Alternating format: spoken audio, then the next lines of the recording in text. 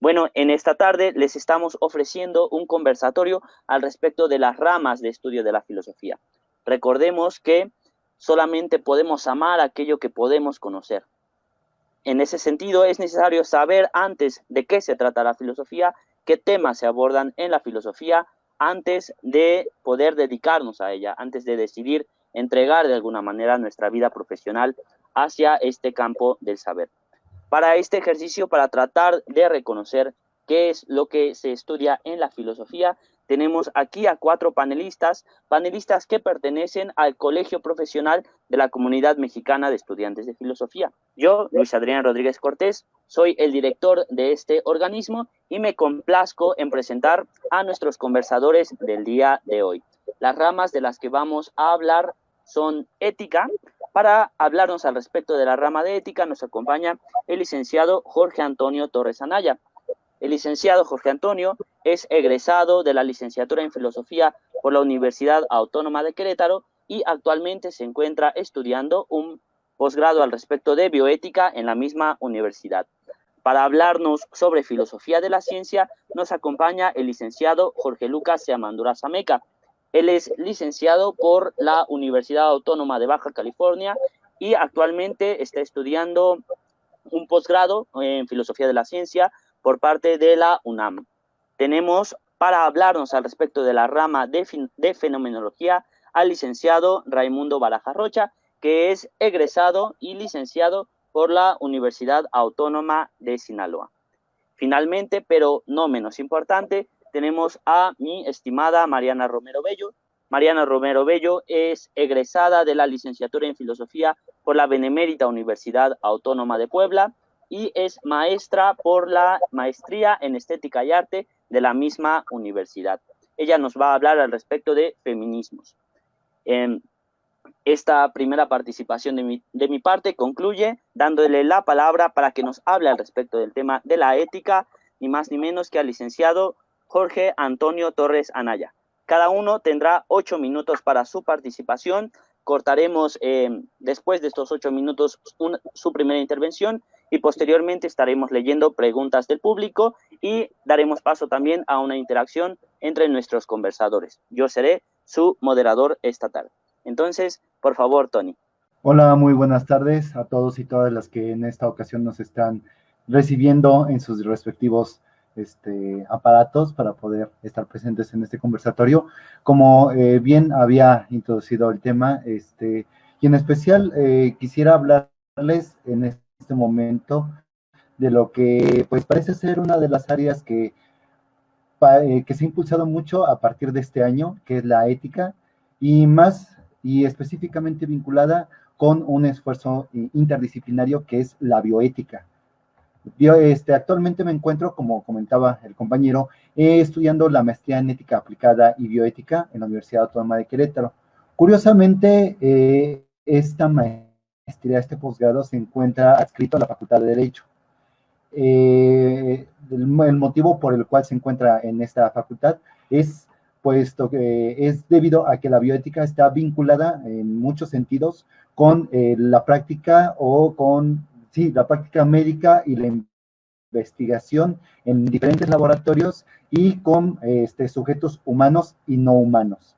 Esto nos permite a los que estamos interesados en la ética aplicada desde la filosofía, participar junto con otras ramas del conocimiento en debates muy interesantes acerca de la implicación de las prácticas científicas y además de políticas públicas que fomenten actitudes que nos permitan racionalizar, pensar y repensar, como hacemos en filosofía, cuáles son las implicaciones de nuestros actos, no solo como personas, no solo con otros sujetos, sino además las implicaciones que tiene en nuestro ambiente y además en las diferentes prácticas médicas. En lo personal, yo me dedico, mi investigación, perdonen, mi investigación se dedica a la práctica médica en México y en especial en Querétaro, en el estado en el que me encuentro. La intención es proponer un estudio o que los profesionistas del área de la salud se interesen en realizar un estudio más a profundidad de la ética o cómo impactan desde su práctica en no solo los sujetos pacientes, en esta relación tan complicada entre el sujeto, entre el profesional de la salud y el paciente, la relación médico-paciente, sino también cómo desde su práctica, desde el análisis de cuáles son los valores y los principios que rigen su práctica propia de la medicina, cómo impactan en las comunidades en las que están insertos y cómo es que éstas, a su vez, también le regresan las diferentes valores con los cuales puede seguir aportando a las comunidades y además a su propia práctica. En muchos sentidos, podemos estar pensando que pareciera que es un esfuerzo muy endeble y que tal vez es cuestionable la actitud en la que nosotros como participantes de la filosofía podemos estar en estas discusiones. Se hablan mucho desde la bioética de códigos, como el Código de Nuremberg, la Declaración Universal de los Derechos Humanos, cosas que a veces parecieran ser muy de legislaciones, muy de tecnicismos, pero en la medida en la que empezamos a tener este contacto, este diálogo con otras áreas del conocimiento, nos permiten también a nosotros inmiscuirnos y meter más y aunar más y propiciar un discurso, un diálogo más bien, que permita a otros también integrantes, a otras áreas del conocimiento, cuestionarse cuáles son esas técnicas, cuáles son esos tecnicismos, cuáles son esos conceptos en los cuales se manejan, en los cuales quieren aportar, en los cuales trabajan. Hablar ahorita con los médicos en estos casos, en este año, a partir de marzo, de febrero, marzo, en donde los médicos escucharon protocolos de atención médica y vieron normativas para poder atender a los pacientes, ha sido un constante diálogo muy nutritivo. Hablar con criminólogos, hablar con médicos, enfermeras, enfermeros, con científicos, inmiscuirse, empezar a escuchar las noticias al respecto del avance y las bases del avance de los análisis y de los progresos en cuanto a la medicina y en cuanto a las vacunas que se están haciendo alrededor del mundo, ha permitido que muchos de los que nos interesamos en la filosofía nos inmiscuamos en ese tipo de discursos científicos. Y además, proponer, y además, adentrar a científicos a procesos, digamos, más interesantes en la cuestión de lo racional. Ya no dejar de lado o tratar o impulsar más bien a los médicos a dejar de lado un espíritu tecnicista, de solo la técnica, es decir, y hasta en cierto modo en burla, quitarle a los médicos la intención de decir, oye, me duele la garganta, toma un paracetamol, sino cuestionar esas prácticas desde los valores. Además, en este caso estoy hablando desde la cuestión de lo que nos ha estado dejando la pandemia en el área de la bioética, pero también nos permite cuestionar aquellas cosas que están como más, que han sido temas de la bioética desde hace mucho tiempo y que no dejan de ser temas peculiares y en los cuales, pues bueno, también atraviesan otros temas que en otro momento, tal vez en este conversatorio vamos a tocar, que es el de la interrupción legal del embarazo, o la cuestión de la moral o de la ética en las investigaciones con seres humanos, con animales humanos y además animales no humanos, o también los métodos paliativos, es decir, aquellos métodos médicos para quitar el dolor. Y atravesando todos esos temas, hablar sobre el humano, sobre el concepto de ser humano, ¿no? Y hablar sobre el bienestar del ser humano. Esos temas es a los que nos llaman a nosotros, participantes de la filosofía, participantes del conocimiento de la ética clásica, del kantismo, de la casuística de antes, de la casuística moderna, de conceptos, de la creación de conceptos, del análisis del discurso como participantes de la filosofía, las cuales nos estamos formando profesionalmente en las diferentes facultades, en las diferentes universidades, nos llaman a nosotros para poder hacer ese tipo de análisis. En esta semana justamente se estaba discutiendo dentro de los círculos de investigación y de trabajo en la maestría en ética aplicada y bioética, qué tan pertinente era la participación de la filosofía. El día de hoy se está discutiendo la formación de ética en España. ¿Qué tan necesaria es que desde antes de ingresar a educación superior, ya los estudiantes, los jóvenes, ya tengan una formación de ética para que a la hora en la que tengan que salir de las facultades, ya tengan una formación ética y estas preguntas ante protocolos de investigación, protocolos de atención médica y protocolos de atención en pandemias no sean cuestionados, sean completamente recibidos. La filosofía en práctica. Y muchas gracias, Tony. Fue una explicación bastante clara, muy pertinente al respecto de la interacción entre la ética, la bioética y la medicina, sobre todo pertinente en la coyuntura actual. Gracias, Tony, por tu participación. Le damos ahora paso a la participación del licenciado Jorge Lucas Seamanduras. Él nos va a hablar al respecto de lo que es la filosofía de la ciencia. Por favor, Jorge.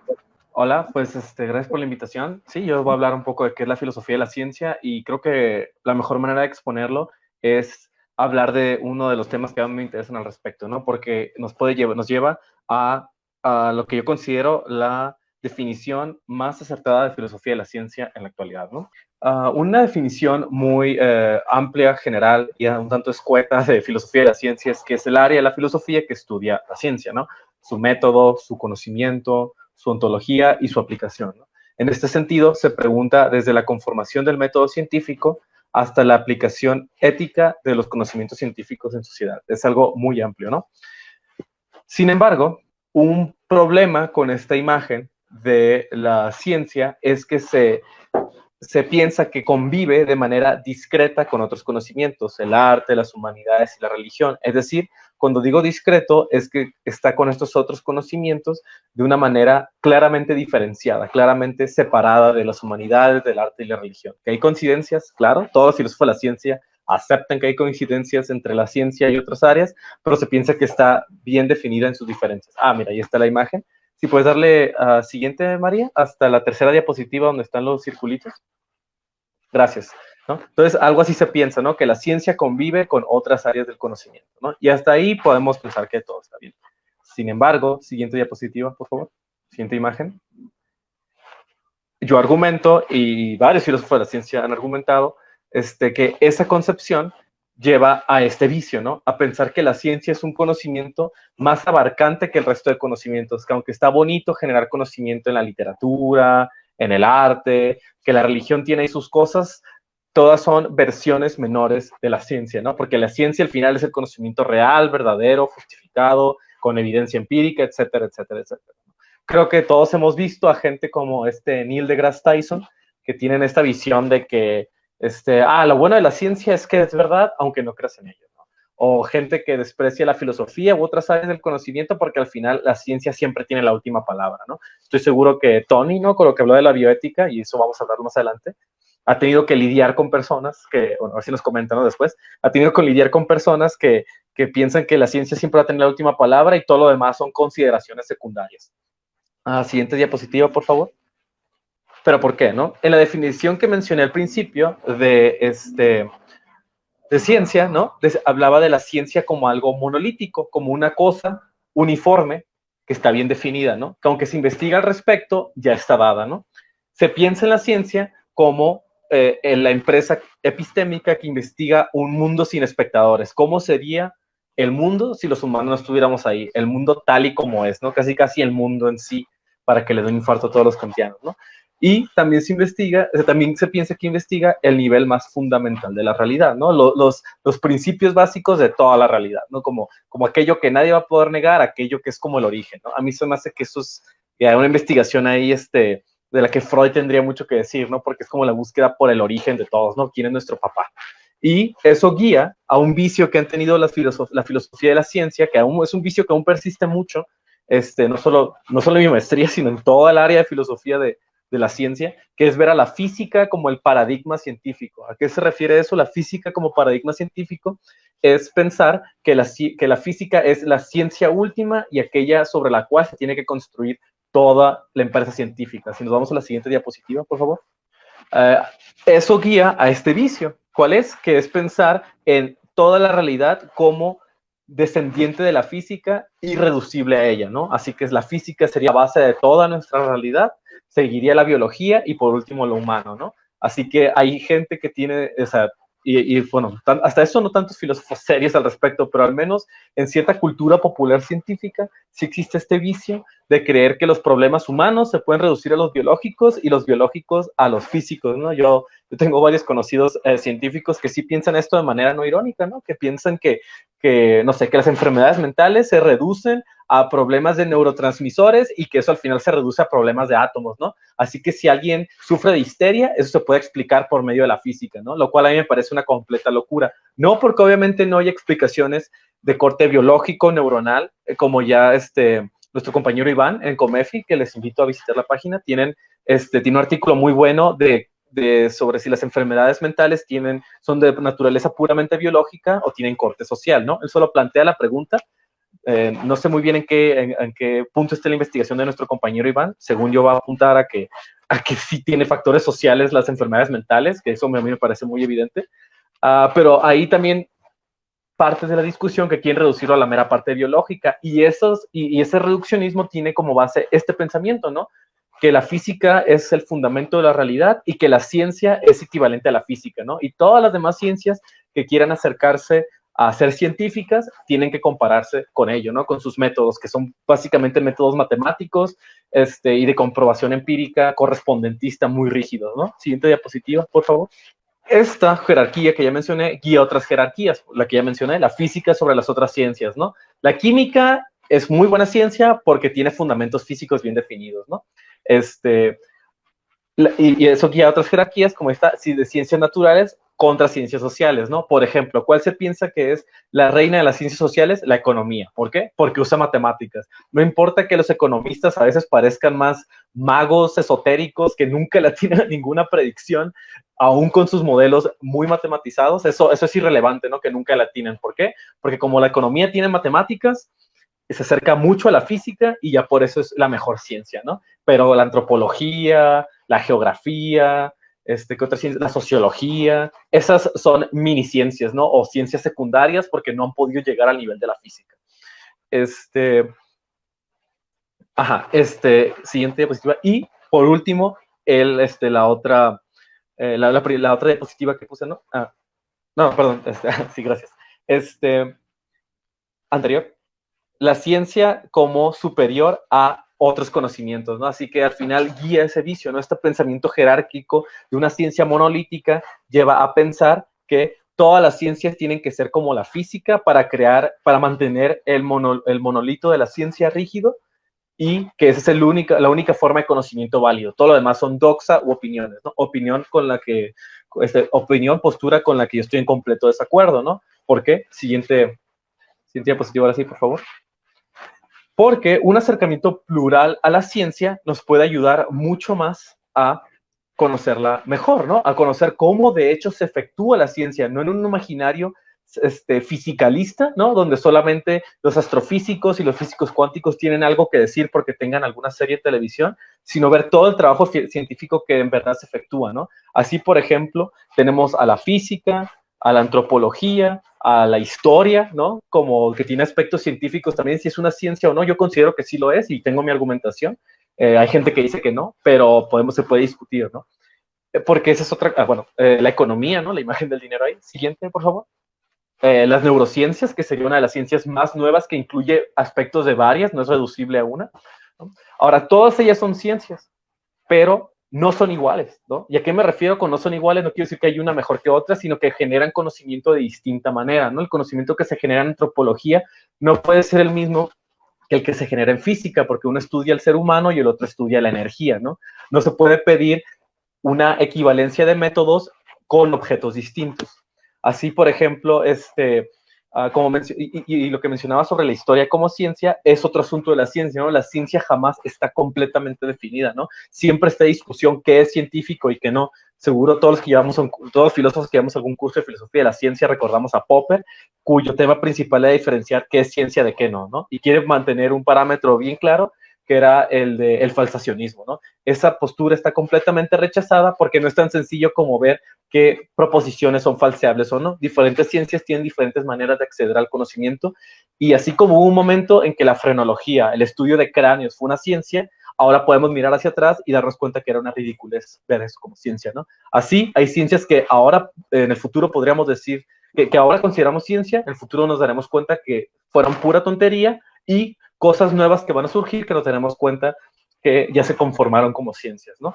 Este acercamiento más plural a las diversas ciencias nos permite una riqueza en la investigación de la ciencia, ¿no? Que no es nada más ver la parte formal de axiomas y modelos, sino que otras cosas interactúan en la construcción del conocimiento científico. ¿Se puede dar clic, María, por favor? Ajá. Por ejemplo, aspectos sociales, ¿no? En la medicina, históricos. Ahí quédate, por favor. Gracias. ¿A qué me refiero con todos esos aspectos, no? Parte de mi tesis en la maestría, que es de filosofía de la economía, yo me orienté a esa área, ¿no? Es abogar, ¿no? Por la postura que yo considero más adecuada, que es que la ciencia está en conjunto con otras áreas no científicas, no como contaminación de la ciencia, sino como parte inherente a ella, ¿no? El aspecto social, ¿no?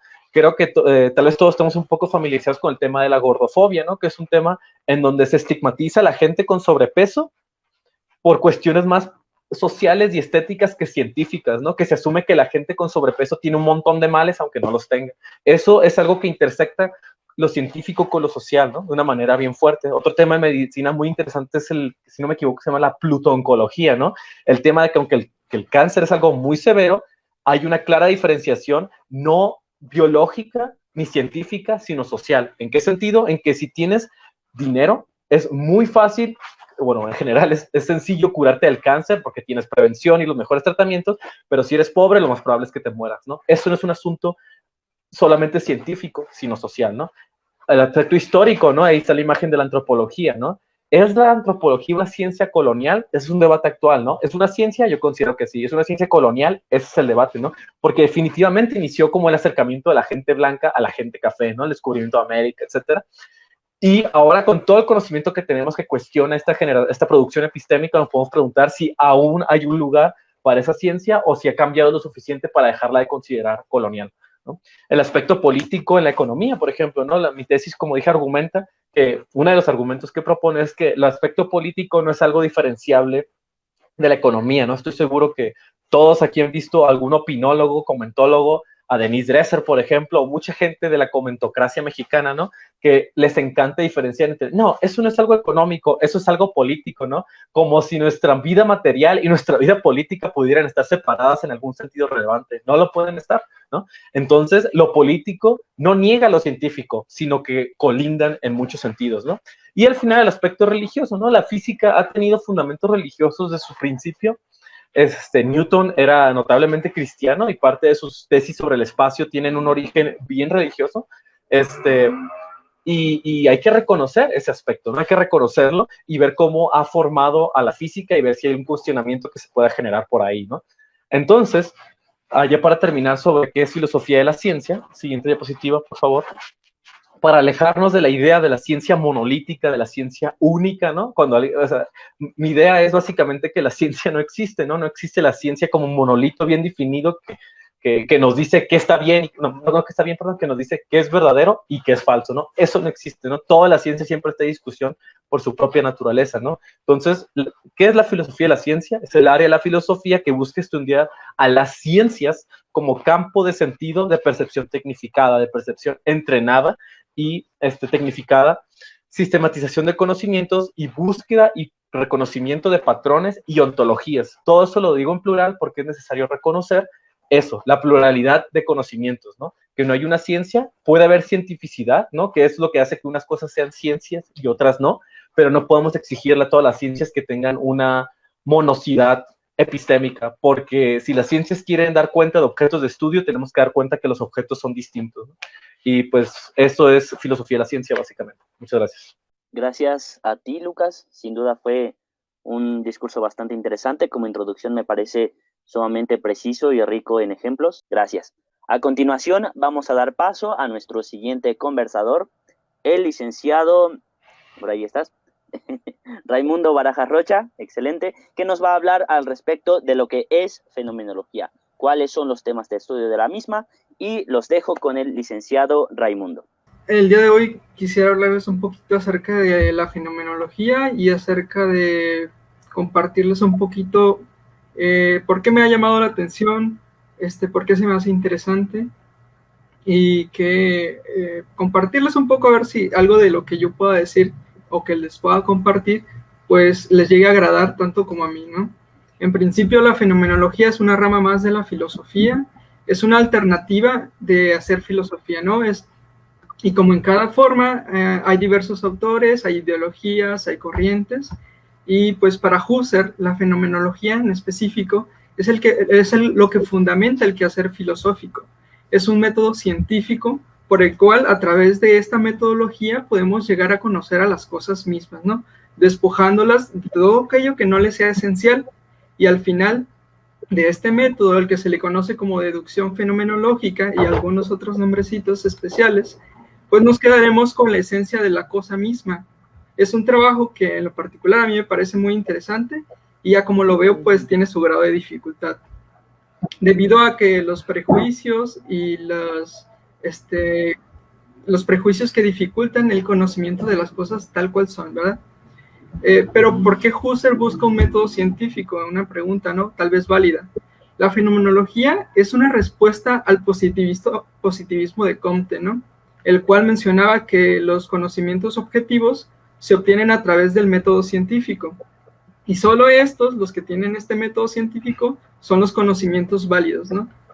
Cosa con la que Husserl no está de acuerdo, y por eso pues, la fenomenología surge como una respuesta a este movimiento, dándole certeza a este tipo de ciencias que en ese entonces pues, no se guiaban por un método, o que actualmente podemos decir, entrando en controversia con el conversador anterior, que hay algunas ciencias que no se guían por un método científico, pero que no por eso carecen de una validez, ¿no? Pero pues vamos un poquito más atrás a la etimología de la palabra. Como siempre, el logos, que en este caso pues nos señala un estudio o un tratado de algo, y en este caso este es el fenómeno, ¿no? La significación de fenómeno es muy a menudo como algo que es traído a la luz, ¿no? También se traduce como lo que aparece, y vaya, es cualquier cosa que se nos manifiesta o que se nos hace presente. Lo que aparece, ¿no? Phänomen es eso que se nos manifiesta o se nos hace presente, pero ¿a quién se nos hace presente, no?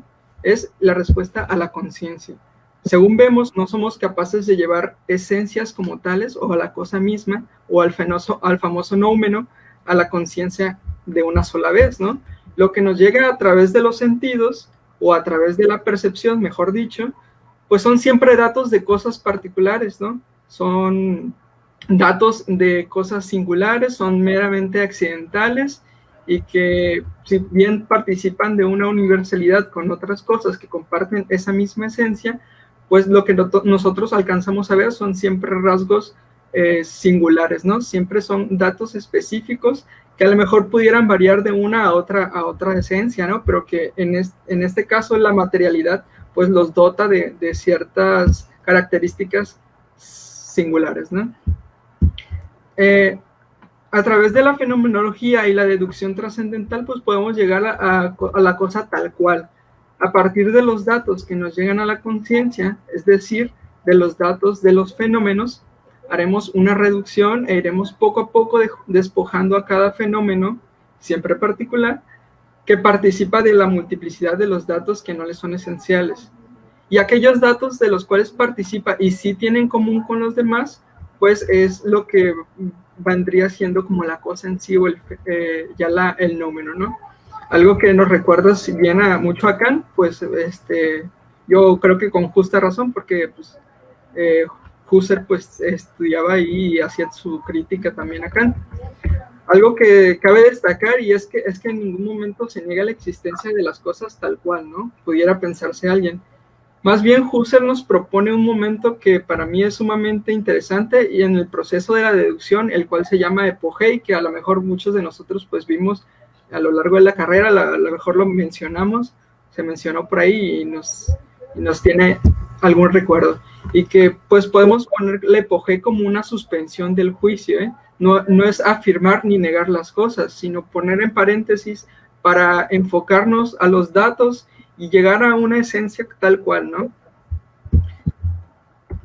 Contraponiendo al término de fenómeno, pues localizamos el término de nómeno, que son los términos, que no son términos contrarios, ¿no? No es fenómeno por un lado y nómeno por el otro, no, sino que son dos partes de una sola cosa. Dos partes de la que participa del ser, ¿no? Por una parte lo que podemos percibir, que es el fenómeno, y otra que en cierta forma no podríamos percibir tal cual, pero que sabemos que está ahí y que es la cosa en sí, ¿no? Es lo que se mantiene oculto. Para la tarea de la fenomenología, pero la tarea de la fenomenología va un poquito más allá de la ciencia de las esencias, ¿no? Sino que el fundamentar el conocimiento y además estudiar, profundizar y revelar tanto la realidad de las cosas y de los procesos o procederes, ¿no? Es decir, la fenomenología no se va a enfocar simplemente en descubrir esencias de las cosas tal cual, ¿no? Sino que se enfoca mucho en la conciencia, en el proceso, en cómo nosotros somos capaces de percibir estos datos, cómo podemos llegar a depurarlos, por así decirlos, para quedarnos con las esencias. Y esto lo podemos aplicar tanto a muchos procesos, muchos fenómenos, tanto sociales como pues no sabría cómo explicarlo, ¿no? Todo aquello que se nos pueda manifestar, que se nos haga presentes, pues es lo que podemos sacarle un jugo muy especial a la fenomenología, creo yo. Espero que haya quedado un poquito más claro y si no, pues estoy abierto a las preguntas, ¿no? Muchas gracias, Ray. Agradecemos un discurso tan claro como el que nos acabas de dar y como bien dices, seguramente se suscitarán algunas preguntas al respecto en los comentarios. Les recordamos a todo el auditorio que vamos a leer todas sus preguntas que nos hagan a través de este en vivo. Yo se las comunicaré a los ponentes, entonces vayan pensando sus preguntas. Yo sé que eso toma tiempo, entonces maquínenlas con calma, redáctenlas lo mejor posible y su servidor se las hará llegar a nuestros conversadores de hoy. En cuarto lugar, mi estimadísima Mariana Romero Bello nos hablará al respecto de la línea de estudios filosóficos, al respecto de los feminismos. Entonces, por favor, Mariana, el micrófono es todo tuyo. Muchas gracias. Igualmente agradezco a mis compañeros del Colegio Profesional por la invitación y también a todos los presentes que nos están escuchando. Y bueno, estamos acostumbrados a escuchar que el feminismo es una teoría política nacida en el siglo XVIII y que se divide en 3 grandes olas, quizás 4, si contemplamos los cambios actuales y el carácter mundial de un movimiento de reivindicación de los derechos de las mujeres. Y aunque también eso es cierto, hoy quisiera ampliar un poco esa perspectiva que, a mi juicio, se queda bastante corta por colonial, blanca, eurocéntrica u occidentalocéntrica.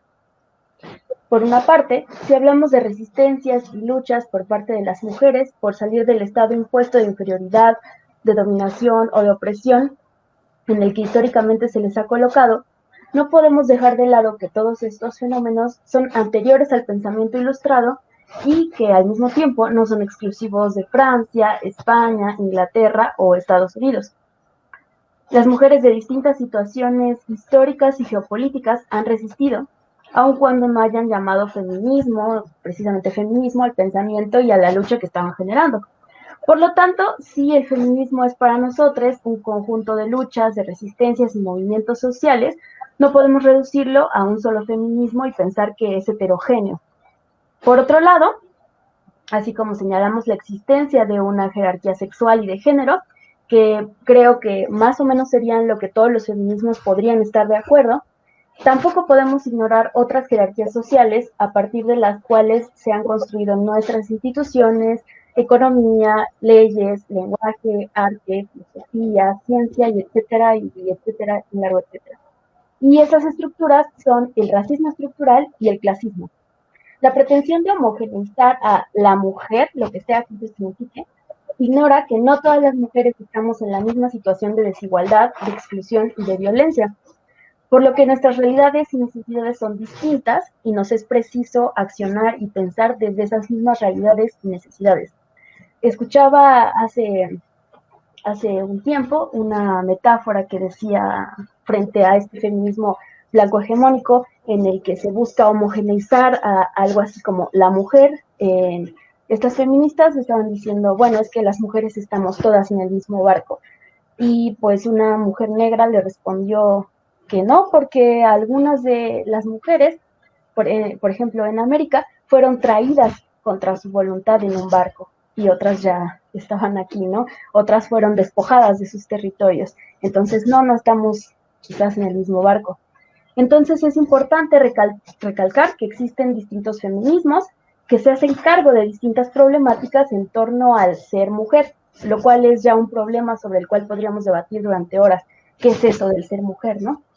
En México, en Latinoamérica, en Estados Unidos, etcétera, hay feminismos decoloniales, feminismos negros, lesbofeminismos, en fin, hay una inmensa variedad de movimientos, de teorías, de pensamientos, muchos de los cuales son compartidos, pero creo que una de sus grandes fortalezas es que aún se encuentran en disputa, en crítica, en movimiento, valga la redundancia.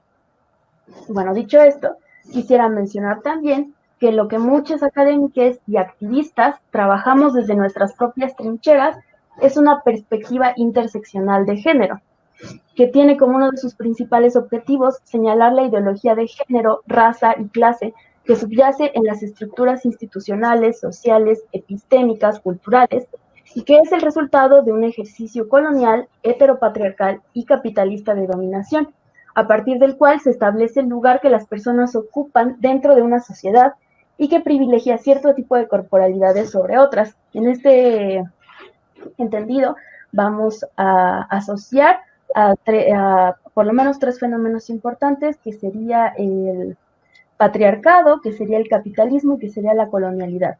Y bueno, desde muchas perspectivas podemos ver a estos tres grandes regímenes como cómplices y como, digamos, tres estructuras que se necesitan entre sí para funcionar de la manera en la que funcionan, ¿no? Bueno, hablar de perspectivas interseccionales de género es hablar de metodologías y maneras de aproximarse a la realidad. Con esto me refiero a que parte de la labor de esta perspectiva interseccional es la de dar cuenta de la existencia de ideologías de género, y de cómo éstas operan en la realidad, ideologías racistas, ideologías clasistas y de género. Por lo tanto, estamos hablando de rasgos y características estructurales y objetivas. Objetivas en el sentido de objetividad social.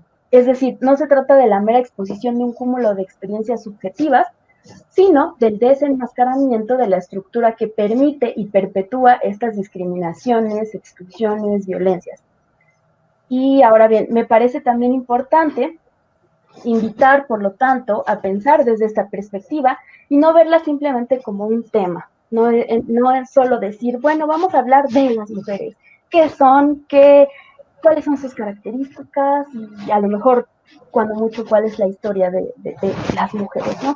No solo es un tema, sino también es una forma de pensar y de relacionarse entre nosotros. También es una forma de establecer relaciones sociales, relaciones de producción, etcétera, etcétera. Y bueno, pienso que el quehacer filosófico se hace desde un punto de vista, desde una perspectiva, desde un lugar de enunciación complejo.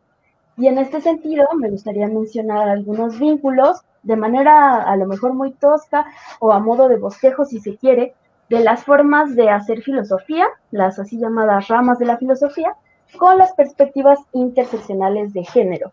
Por ejemplo, tenemos a la estética, que yo diría que desde relacionándola con estas perspectivas de género, es una forma de, por una parte, podemos entenderlo desde su sentido más radical, digamos, desde su raíz, digamos, de hablar sobre el espacio y el tiempo. De hablar sobre el espacio en relación con esta perspectiva de género, el espacio que ocupamos corporalmente, materialmente. Me gusta mucho también retomar algunas de los conceptos ya traídos, ya puestos sobre la mesa por Lucas, porque creo que estamos de acuerdo en muchos de estos aspectos, y entonces pensar en nuestra corporalidad, en nuestra materialidad, en nuestras circunstancias espaciotemporales, desde esta perspectiva interseccional de género, raza y clase, por ejemplo, para invocar otros presentes, ¿no?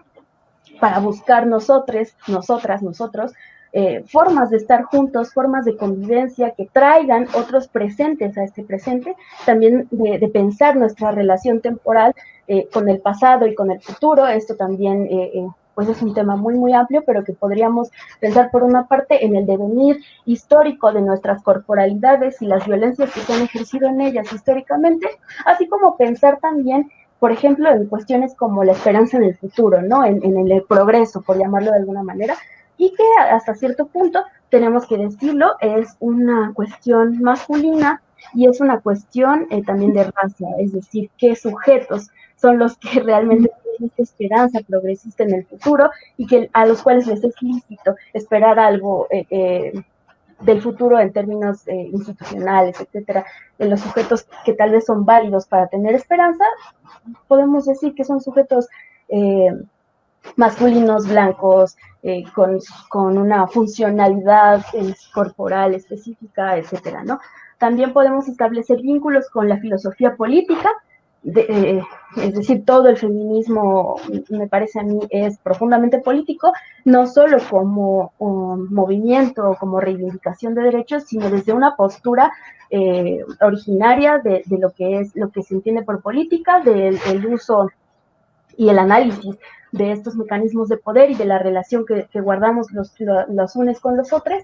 También podemos hablar de una relación con la epistemología y con la forma en la que, como bien decía Lucas, se van construyendo el conocimiento, quiénes están validados para construir conocimiento, qué tipo de conocimiento, a quién favorece, etcétera. También hay cruzamientos interesantes en la ciencia, tanto ciencia feminista como ciencia que se pregunta por estas distinciones de género y distinciones sexuales que se hicieron pasar por científicas, pero que también podemos darles la vuelta y hacer ciencia de otra manera.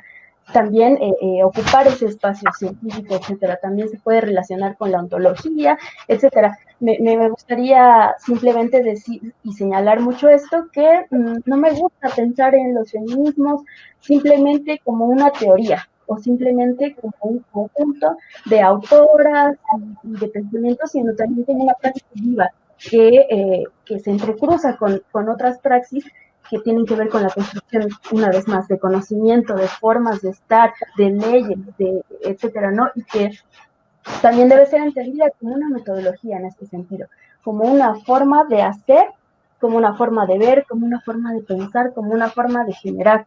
Y bueno, en este sentido creo que me ubico un poco más entre un feminismo tal vez decolonial con algunos tintes y matices, porque también es importante decirlo, tampoco están ya definidos y para siempre lo que cada feminismo es, ¿no? Les decía, algo que me gusta mucho sobre los feminismos es que están vivos y que están en disputa, en crítica, que constantemente están haciendo un llamado hacia situaciones específicas de desigualdad o de violencias, de exclusiones, etcétera, y por lo tanto están en constante movimiento, están en constante redefinición y reconstrucción. Y bueno, básicamente es lo que les quería compartir sobre la perspectiva que tengo de los feminismos y que creo que en México está muy, muy latente, muy viva y muy presente en las calles, en las universidades, en etcétera, etcétera, en las casas también. Con eso cierro. Gracias. Muchas gracias, Mariana. También un discurso sumamente preciso y muy claro al respecto de lo que son los feminismos y cómo es que tú consideras que su multiplicidad debe ser tomada en cuenta. Sin lugar a duda, filosofar de una manera independiente o tratando de pasar por alto las cuestiones que el feminismo ha puesto sobre la mesa es básicamente pues una necedad, ¿no? Entonces agradecemos tu discurso y bueno, les decimos a quienes nos están presenciando, vamos a estar todavía aquí bastantes minutos más leyendo sus preguntas, comentándoselas hacia nuestros participantes. Procedemos a justamente la parte conversacional de este conversatorio. Primero comenzaré por preguntarle a los ponentes, a los conversadores, si ellos tienen alguna pregunta para alguno de sus colegas, y en la medida en que ellos vayan preguntando, yo también iré soltando ahí algunas cuestiones que he preparado a lo largo de sus discursos. Entonces, primero chicos, ustedes, chicos, chica, ¿tienen una pregunta entre ustedes para comenzar la interacción? Lucas, por favor. Y sí, luego yo Tony. una... Ajá, de hecho es para Tony, así que si quieres puedes seguir él.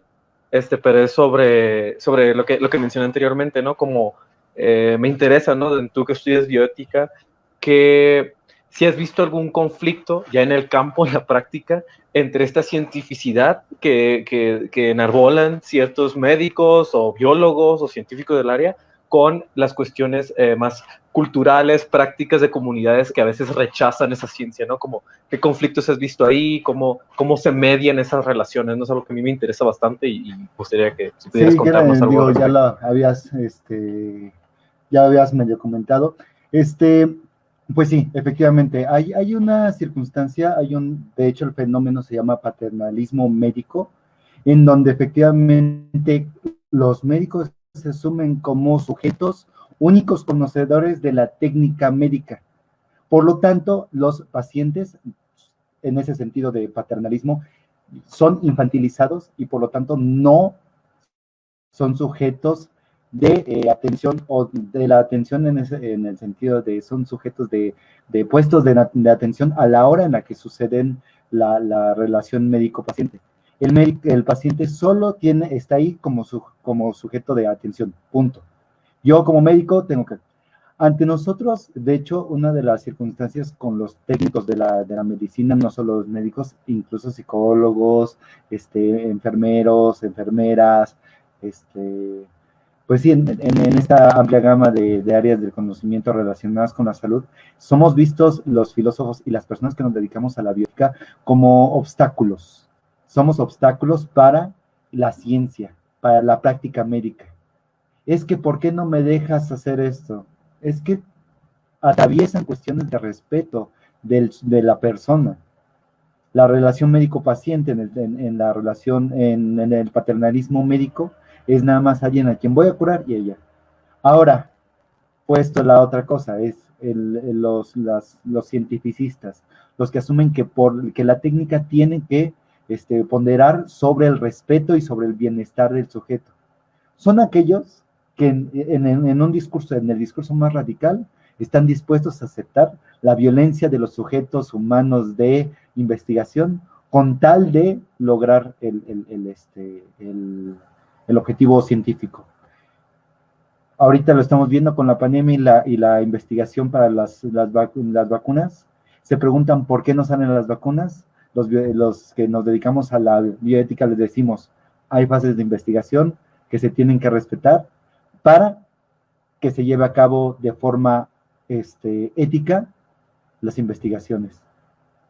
Entonces, sí, constantemente somos vistos como obstáculos para que se logre la ciencia, porque la ciencia está sobre todas las cosas. Como tú comentabas en tu participación, sujetos que dicen que el ser humano y después las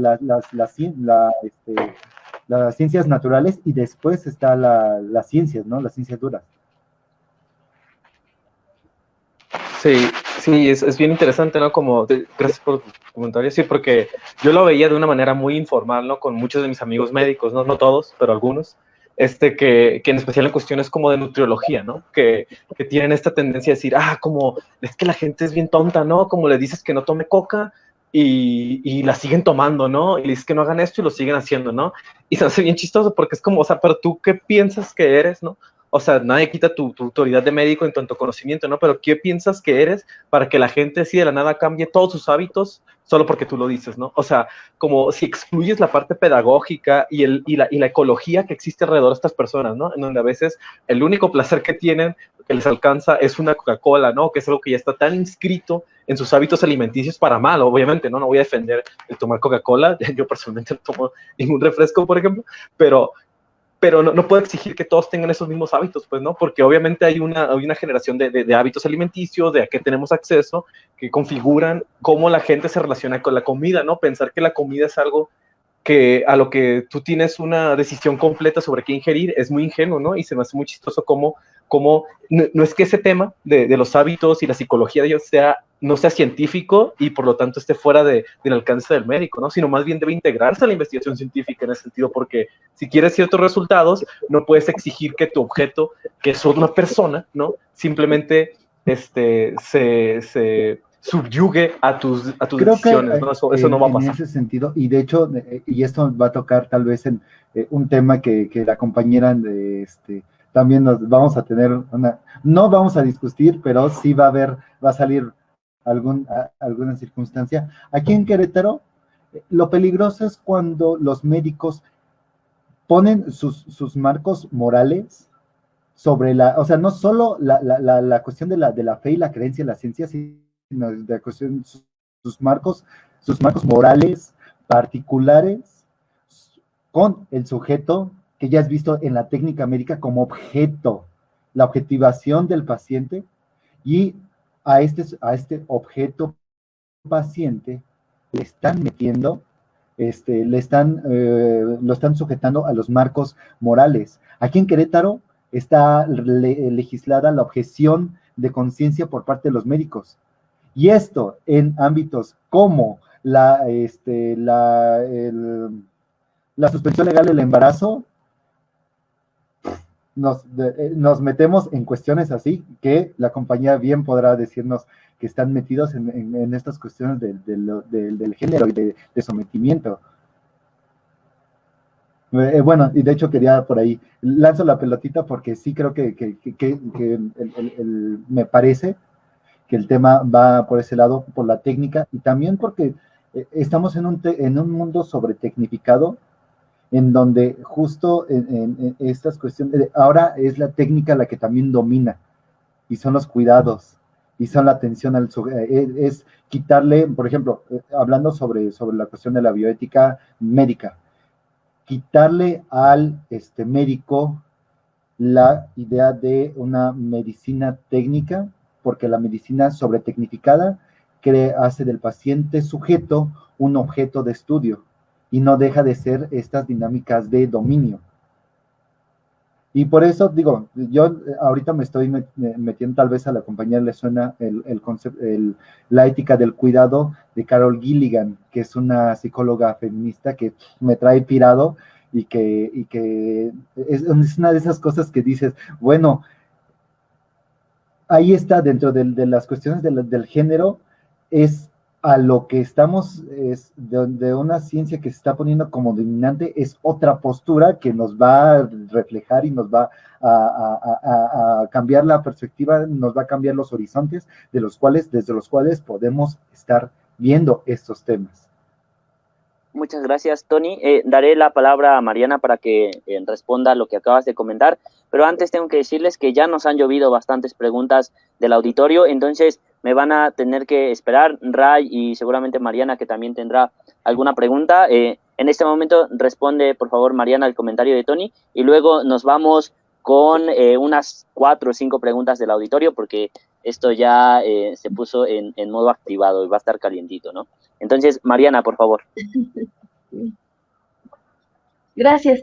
Bueno, en realidad quería abonar un poco a lo que ya habían mencionado los compañeros y justamente señalar que ahí, en eso mismo que estamos hablando, ahí también hay una perspectiva de género, raza y clase, puesto que por una parte, estos discursos médicos a los que hacía referencia Lucas sobre la gordofobia también tienen un sesgo de género y de raza.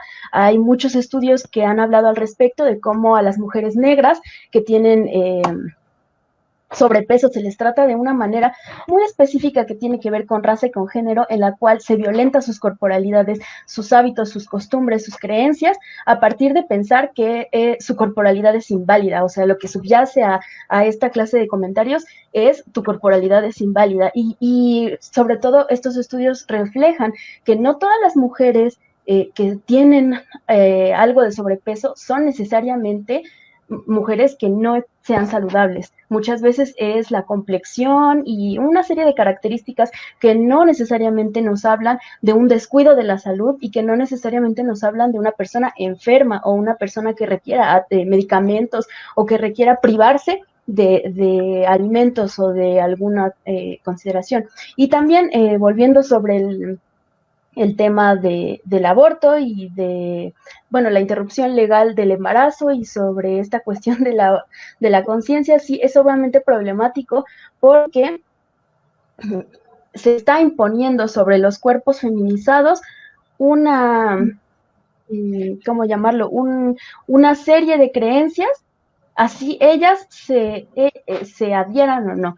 Es decir, de acuerdo con esta doctrina cristiana, la vida comienza en el momento en el que se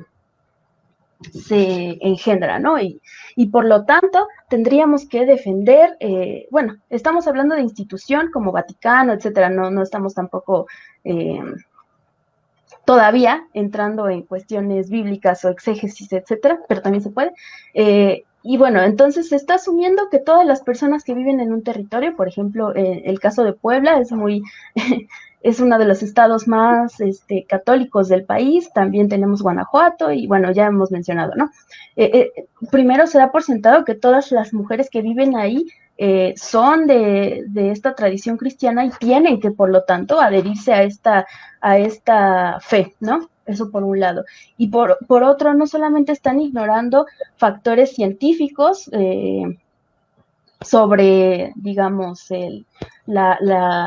los procesos del embarazo, el embrión, feto, etcétera, etcétera, etcétera, sino que también están solapando esta construcción machista y sexista, a partir de la cual los cuerpos de las mujeres son, digamos, un recurso para la generación de nuevas fuerzas de trabajo y a disposición ya sea de esposo, hermano, padre, etcétera. Y bueno, todo esto, como se dan cuenta, estas problemáticas también pueden ser abordadas desde una perspectiva de género, raza y clase, todos los temas que estamos tocando, y justamente es eso, ¿no? La invitación a pensar también desde esta perspectiva que amplía el conocimiento y amplía nuestro autoconocimiento como sociedad específica y así.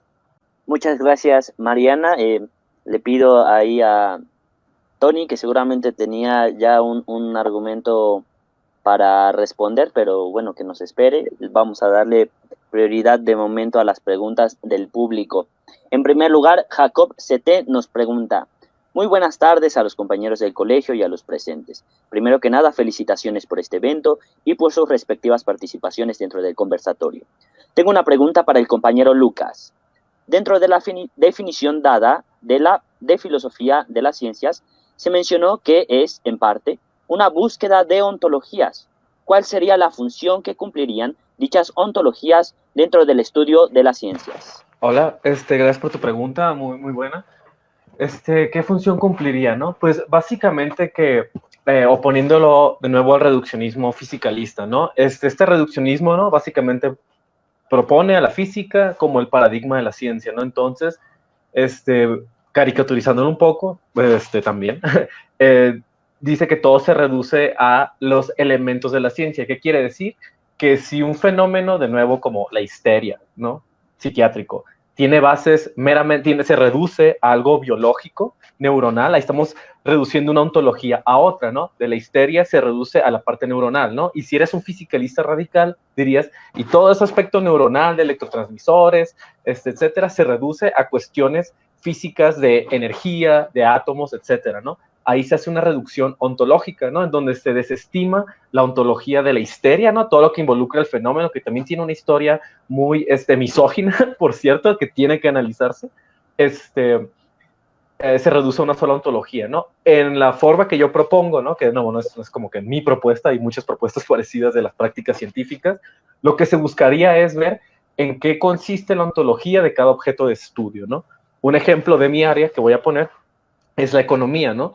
Seguro todos hemos escuchado a esta gente que plantea que el libre mercado es lo máximo, ¿no? Que todo aquello que libera el mercado, que retira aranceles, derechos laborales, fuerza de los sindicatos, etcétera, promueve el libre mercado y hace que todos estemos mejor a largo plazo y en general, ¿no?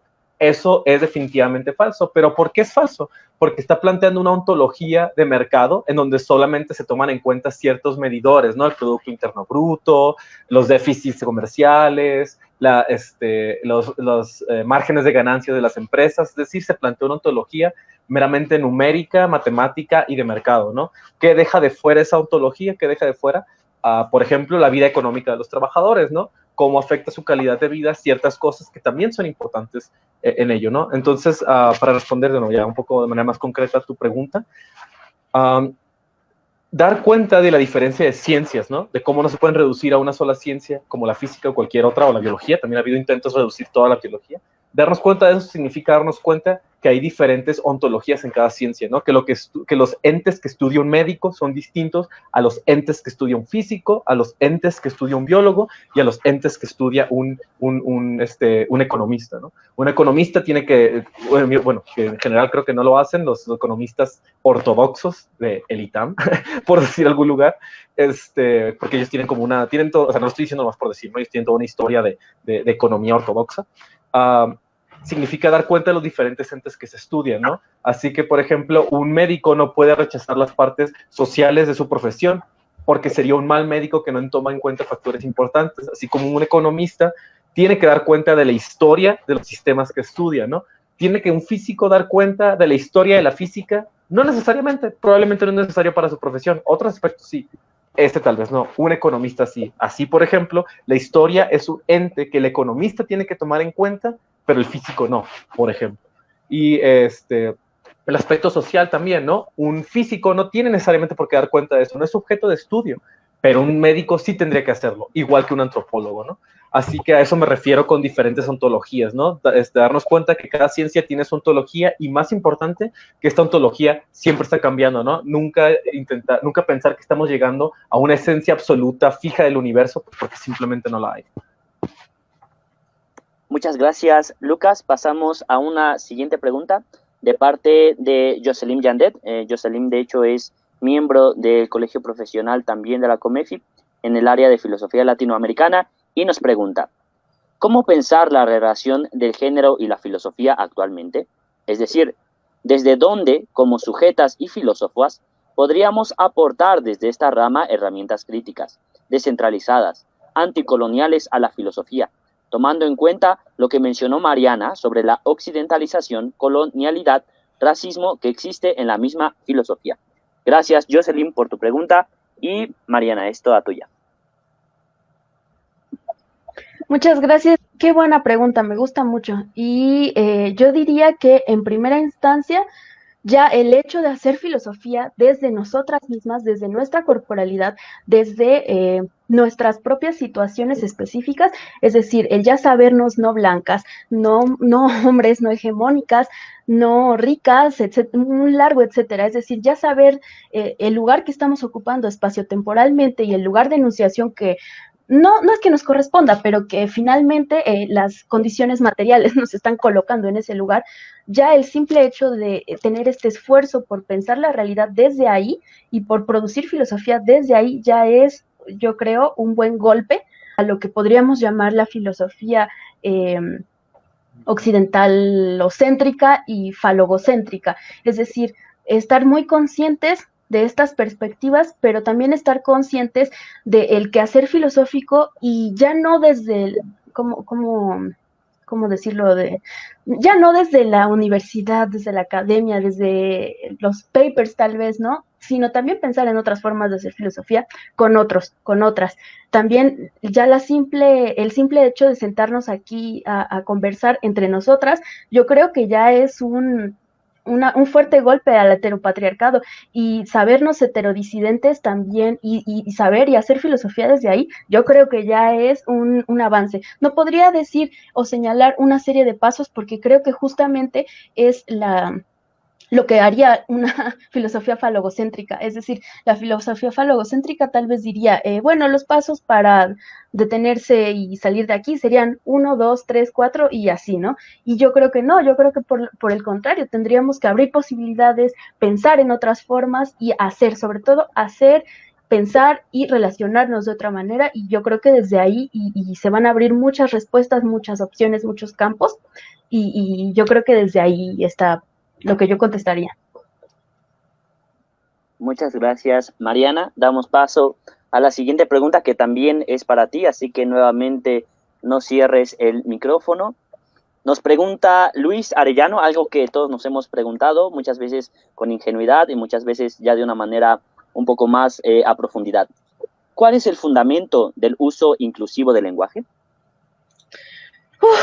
Eso es un tema larguísimo que por cuestiones de tiempo voy a intentar reducir muchísimo, y perdónenme por hacer una caricatura, pero básicamente, en principio, es el uso político del lenguaje, es decir, saber que el lenguaje no es una construcción, digamos, objetiva, en el sentido de que no haya intervención humana para ello, no es una cosa aquí mística que se creó por quién sabe cómo y que salió de quién sabe dónde, sino que fue hecha por una serie de sujetos en situaciones de privilegio.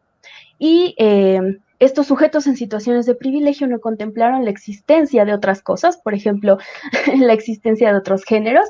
Por eso hablamos de todos, todas y todes, porque también existe gente que no se identifica en ninguno de los dos géneros, sino que es no binaria, etcétera. Hay muchas formas, y el nombrar políticamente a estas diversidades de existencias y de disidencias, pues es importante, ¿no? Es importante el reconocimiento del otro, de leotre, digamos. Y también, por otra parte, decir que no solo, es decir, el lenguaje no es solo machista, no es solo sexista, no es solo falogocéntrico, el lenguaje también es racista. Y tan solo quisiera mencionar rápidamente un momento que me parece así como que da mucha luz sobre esto, que es de la película de... Ay, se me escapa en este momento, en la que actúa Denzel Washington de Spike Lee, Malcolm X. Hay un momento de la película en la cual a Malcolm se le muestra un diccionario, escrito desde luego por hombres blancos, en el cual todo lo que se parece a negro, todo lo que es negro y que es parecido a negro o que se utiliza con negro, tiene una connotación peyorativa. Días negros, intención negra, pasado negro, etcétera, ¿no? Y lo que se asocia a lo blanco tiene una condición de bondad, de pureza, y todo esto son construcciones sociales que no son inocentes, que se han dado históricamente por una razón, que es de un grupo de personas con situaciones de privilegio y que después se ha perpetuado en los privilegios blancos, etcétera, etcétera. Y bueno, solo es un esbozo muy general para responder a la pregunta. Muchas gracias, Mariana. Tenemos muchas preguntas, entonces disculpen si no podemos ahondar demasiado en sus comentarios. Nos pregunta Uriel Torres, ¿existe una ética universal? Me imagino que para nuestro compañero Tony. No, sería hablar de principialismos o de absolutismos que, incluso hablando un poquito, haciendo un poquito paralelo con, con los discursos sociales, ¿no? Y con la realidad social, no podríamos estar hablando de una ética universal. Tal vez hay muchos, podemos variar, hay muchos métodos de ética y específicamente de la ética aplicada, pero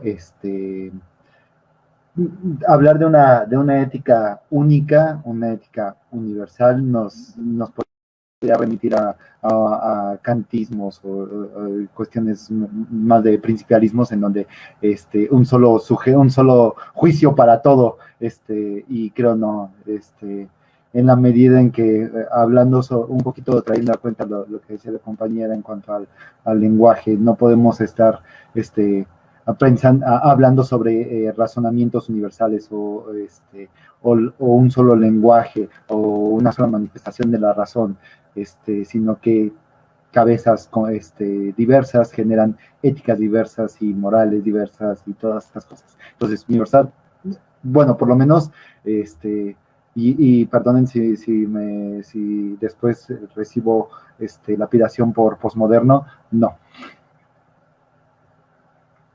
Gracias, Tony. Bueno, ¿qué tiene de malo canto? Nos cuesta quedarnos callados, ¿sabes? Pero bueno, después hablamos de eso, Tony. Una pregunta para mi compañero Ray, que pues ha estado un poco callado, entonces aquí el público pide su voz. Nos pregunta Josué Galeana, estimado Josué Galeana, ¿la fenomenología es una rama de la filosofía como tal, una corriente o solamente un método? Por favor. Bueno, Josué, bueno, a todos, ¿no? La fenomenología como tal sí es una rama de la filosofía, es una rama más como si fuera ontología, como si fuera lógica, como si fuera ética, como si fuera cualquier otra rama más de la filosofía, ¿no? Obviamente dentro de la fenomenología existen varias corrientes como tal, ¿no? Por ejemplo, existe la fenomenología husserliana, que es a lo que de lo que yo hablé específicamente. También habría, por ejemplo, la fenomenología heideggeriana, por ejemplo, también podríamos hablar de Hegel, e incluso pues fenomenologías de otra índole, ¿no? de algo más específico y quizá tomando un poco de aquí, tomando un poco de allá. Entonces, como tal, la fenomenología sí es una rama, hay corrientes dentro de la fenomenología y por último, pues la fenomenología como tal tiene un método, ¿no?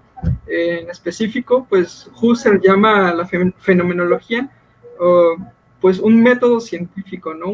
Era una manera de decirlo, de que él quería demostrar o darle sustentabilidad científica a la filosofía y a las otras ciencias que respecto al positivismo que surgió, trataban de hacer menos a este tipo de ciencias, ¿no? Entonces, por ahí va. Muchas gracias, Ray. Siguiente pregunta de nuestro compañero también del Colegio Profesional, Gonzalo Salgado. Una pregunta para Antonio. A partir del contexto actual, la pandemia y todas las deficiencias en cuanto a los sistemas de salud en el mundo, ¿es posible replantear el concepto de salud? Creo que sí, o por lo menos desde la filosofía, creo que el concepto de salud está atravesado por otro concepto que vendría bien a analizar, que es el de bienestar. Salud está muy, tal vez el concepto a veces es muy cercano más a una cuestión biológica, funcional, orgánica, pero cuando hablamos de un concepto mucho más amplio de salud, que es el que atraviesa el concepto de bienestar, entonces ya definitivamente tendríamos que estar hablando de replantearnos el concepto de salud. Un poquito hablando sobre las corporalidades y también sobre lo que comentaba Lucas en otro momento, pues sí, es el cuerpo y la salud y las diversidades de cuerpos y las diferentes formas también y de manifestaciones, también nos dice nos habla sobre la complejidad del concepto de bienestar. ¿A qué le estamos llamando bienestar? ¿A qué le estamos llamando bien? Entonces, pues bueno, sí, definitivamente contestando así más directamente la pregunta, sí, tenemos que replantearnos el concepto de salud, definitivamente bajo la idea bajo la intención de hacerlo más complejo y no hablar solo de salud física, sino también salud mental, salud emocional, que nos hace falta a muchos y muchas. Y bueno. Muchas gracias, Tony. Tenemos una nueva pregunta, es Viridiana, nos escribe y nos dice, tengo dos preguntas. La primera es para el compañero que habló sobre ética. En la actualidad, ¿cómo puede el filósofo incidir en los avances científicos? Por ejemplo, las premiadas con el Premio Nobel de Química este año por las tijeras genéticas. En este escenario, ¿cuál es la postura del filósofo? Se habla sobre una ética de precaución. En ese podemos decir, hablando sobre el avance científico, y aquí voy a también hablar un poquito sobre ciencias y sobre las implicaciones de la ciencia y a lo que nos dedicamos algunos de los que estamos en esta cuestión de la bioética, que es el qué implica el uso de la ciencia y lo que en algún momento está dentro más del campo de la moral, qué es lo bueno y qué es lo malo. La pregunta es, ¿cómo puede el filósofo incidir en los avances científicos? Creo que promoviendo una reflexión más amplia y una autorreflexión del avance y el uso de las ciencias. Que los avances científicos, efectivamente, a la luz de la historia, nos dicen que algunos, como la energía atómica, han sido utilizados para bien, pero en muchos casos también para mal. La bomba atómica, como ejemplo, y entonces con ese reflejo en la historia sería preguntar, ¿no había un filósofo en el proyecto Manhattan que les hiciera como replantearse a los científicos cuáles eran las implicaciones de la energía atómica, más allá del uso que le estaban dando? Y entonces volver a lo que tal vez estábamos diciendo, el de las implicaciones de la ciencia y del avance científico. ¿Qué hace el filósofo? Creo que incitar a la reflexión. Eso es lo que más tenemos que hacer, y ahí está la ética. Muchas gracias, Tony. Luis nos hace un comentario sobre la Escuela Austriaca de Economía, sobre von Mises. Es más un comentario ahí para que lo tenga en cuenta seguramente Lucas. Luego, otra pregunta de mi compañero Gonzalo Salgado. Nos dice, pregunta para Lucas. Es un hecho que vivimos bajo la perspectiva de un paradigma científico, a pesar de que la posmodernidad aboga por una crítica a la razón ilustrada.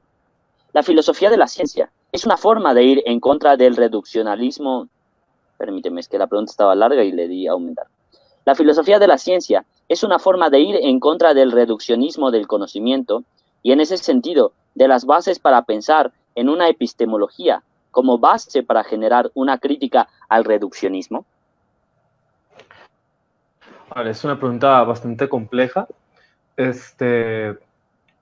Yo no abogaría ahora sí en favor de la filosofía de la ciencia como eso. Creo que tiene esa potencia, ¿no? La orientación que yo le quiero dar es precisamente esa potencia de cuestionar el reduccionismo científico, ¿no? O sea, el filosofar de la ciencia no significa ni desestimarla, ¿no? Como algunos en lo postmoderno quieren hacer, que también se me hace una caricatura.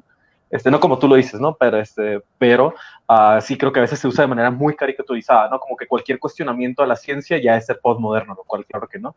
Pero tampoco se trata de defender su autoridad y su palabra como si fuera una verdad absoluta, porque eso es solamente caer en otra religión, ¿no? Cosa que ya Nietzsche y otros tantos han dicho desde principios del siglo XX, ¿no?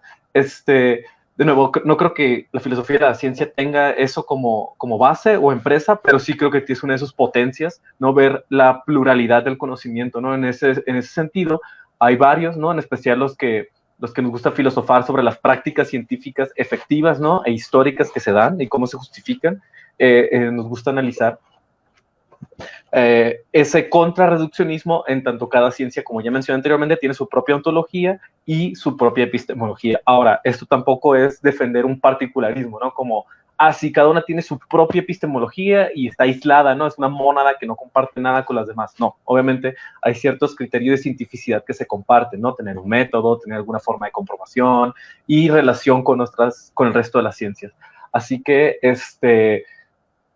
repitiendo la respuesta y ahora sí ya sentándola, no, la filosofía de la ciencia no creo que sea eso, pero sí tiene la potencia de justificar, defender y proponer un pluralismo no solo epistemológico, sino ontológico, ¿no? De ver cómo todo el conocimiento es de cierta manera localizado y con bases históricas y múltiples, ¿no? No solamente fisicalistas, como Muchas gracias, Lucas, por tu respuesta concreta. Últimas dos preguntas. Esta pregunta va dirigida para nuestra compañera Mariana y posteriormente me parece que Ray tenía una pregunta que se le quedó atorada en el cogote desde hace como 20 minutos, pero sí le vamos a dar salida. Ray, no vaya a ser que te nos ahogues. Nos pregunta Viridiana, ¿cuáles son los criterios? Ay, Dios, se me movió, permíteme un tantito. ¿cuáles son los criterios para clasificar los feminismos? Es decir, si el feminismo blanco heteropatriarcal puede estar bajo la misma denominación que las luchas femeninas de resistencia, cuando es sabido que sus demandas son completamente diferentes y hasta opuestas.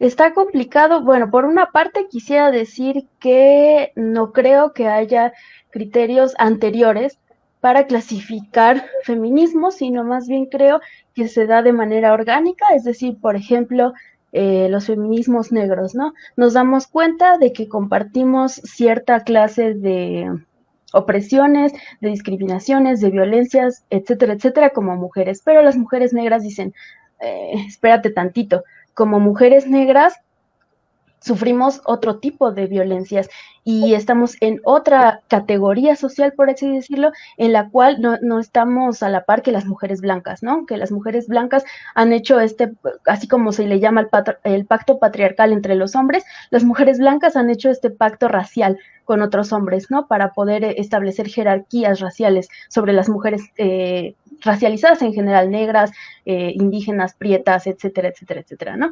Pero, y es de manera orgánica, a mi juicio, como va surgiendo un desprendimiento, y entonces, bueno, ya no somos feminismo, somos feminismo negro, ¿no? Y así, poco a poco, ¿no?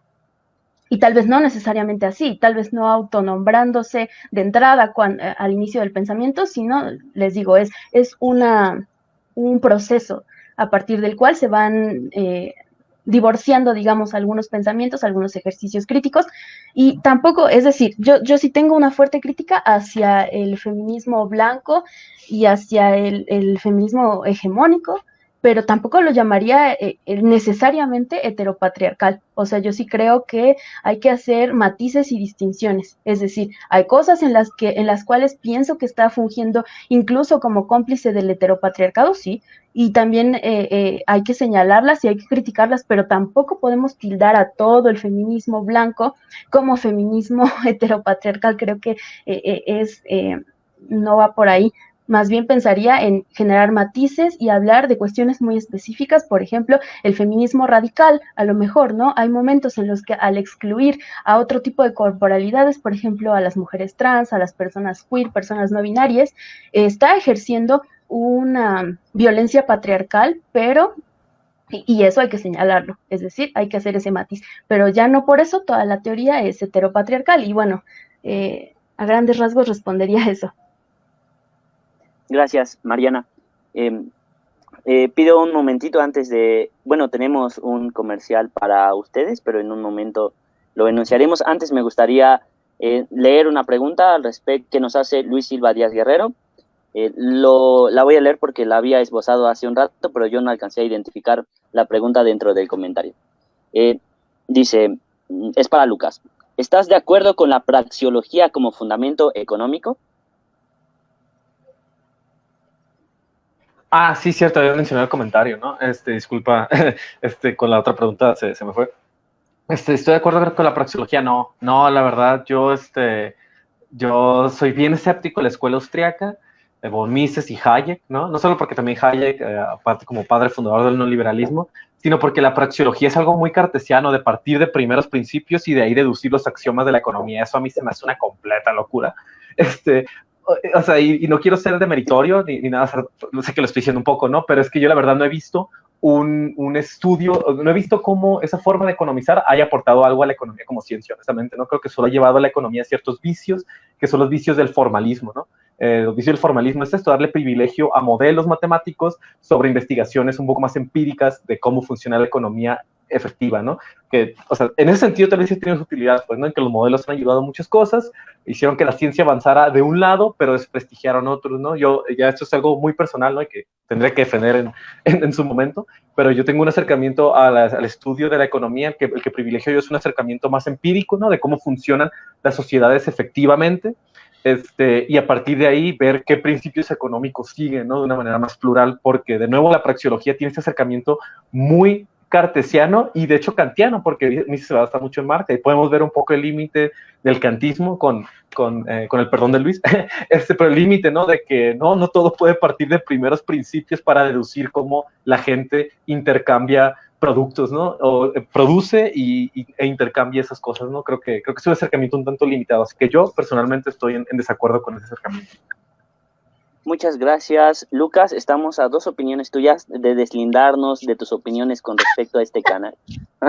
No es cierto, Lucas. Muchas gracias por tu respuesta, muy concreta y seguramente satisfactoria para Luis Silva. Finalmente, última pregunta. Lamentamos, querido auditorio, que ya no podamos seguir leyendo sus preguntas por cuestiones de tiempo, pero no quiero dejar pasar la pregunta que tenía Ray. Ray, por favor, tenías una pregunta. Sí, en realidad eran 2, ¿no?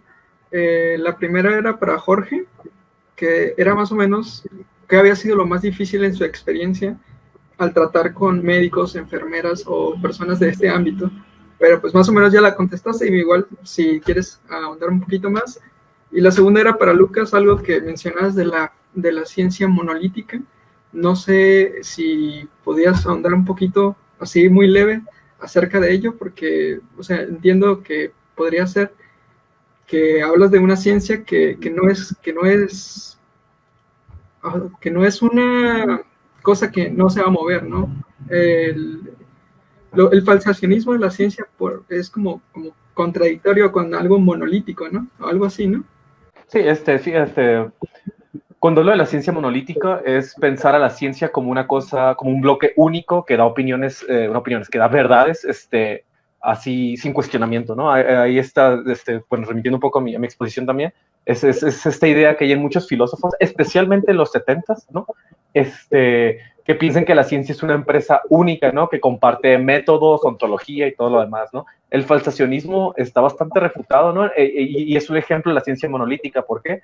Porque Popper propone esta idea de que es ciencia toda aquella empresa epistémica que tenga proposiciones que puedan ser falseadas, ¿no?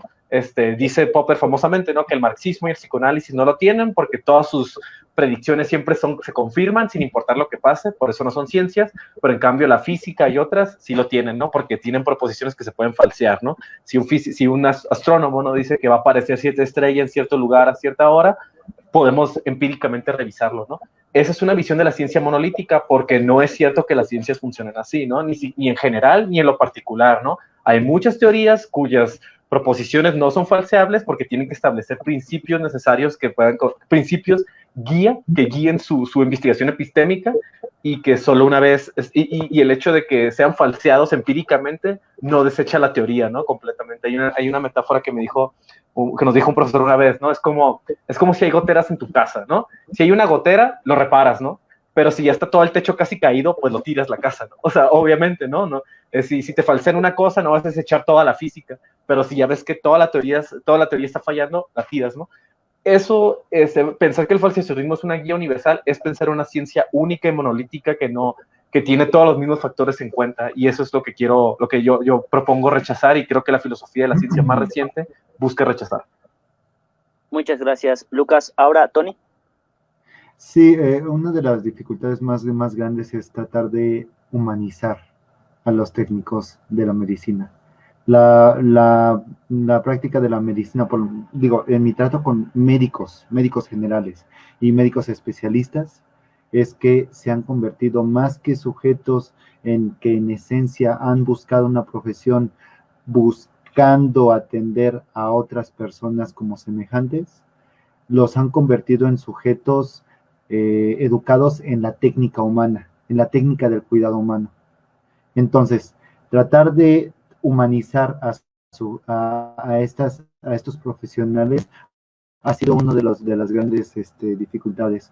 Ahora, hablar desde panoramas o desde el panorama filosófico o desde reflexiones como la ética del cuidado, la ética de la responsabilidad, cuando a veces o desde la bioética, cuando muchas veces en las escuelas, en las facultades de medicina, ven, sí, algunas materias de bioética, pero la ven como respuestas legales o de defensa ante negligencias médicas o ante los maltratos o las malas prácticas, o en el caso de la investigación médica, como obstáculos para que avance lo más rápido posible y se puedan pegar la estampita, la estrella en la frente de los médicos y los investigadores de la medicina, cuando ven a la bioética como este obstáculo. Entonces, cuando uno se acerca como para tratar de reflexionar la bioética y la práctica y la médica y la investigación, el primer contacto es con una pared